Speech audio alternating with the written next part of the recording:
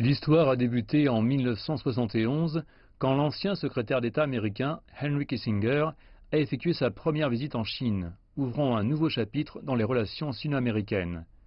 Kissinger a rencontré le premier ministre chinois de l'époque, Zhou Enlai, qui a exprimé son souhait que les relations bilatérales s'améliorent.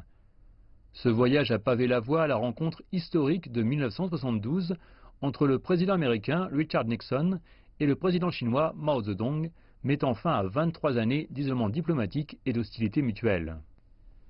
À la fin de ce voyage, la Chine et les États-Unis ont signé le communiqué de Shanghai, le premier entre les deux parties. Dans le document, les deux pays se sont engagés à œuvrer en faveur d'une normalisation globale des relations diplomatiques. Les États-Unis ont reconnu qu'il n'y avait qu'une seule Chine et que Taïwan faisait partie de la Chine. Les deux parties ont convenu de respecter la souveraineté nationale de l'autre et son intégrité territoriale. Et les deux pays ont convenu d'agir contre toute tentative de tout pays d'établir l'hégémonie dans la région Asie-Pacifique.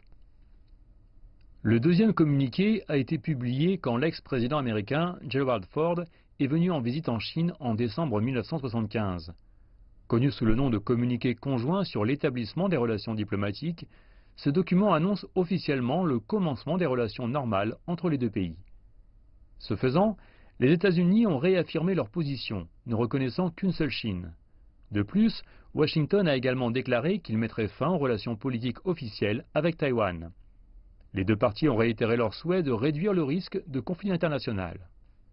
Le 1er janvier 1979, la Chine et les États-Unis ont ouvert officiellement leurs relations diplomatiques au niveau ambassadorial. La même année, suite à l'invitation du président américain de l'époque, Jimmy Carter, le dirigeant chinois de l'époque, Deng Xiaoping, s'est rendu en visite pour la première fois à Washington, faisant passer les relations bilatérales à un nouveau niveau. Les deux gouvernements ont publié un troisième communiqué le 17 août 1982. Ce document réaffirme le désir des deux parties de renforcer les liens économiques, culturels, éducatifs, scientifiques et technologiques. Les deux parties ont réitéré également les déclarations faites sur la question de Taïwan dans le communiqué précédent. Washington annonce son intention de réduire progressivement ses ventes d'armes à Taïwan. Les trois communiqués entre les deux pays ont toujours été la fondation des liens bilatéraux. Cependant, depuis la prise de fonction du président américain Donald Trump en 2017, l'attitude du nouveau dirigeant américain vis-à-vis de ces documents semble assombrir les relations futures entre les deux pays.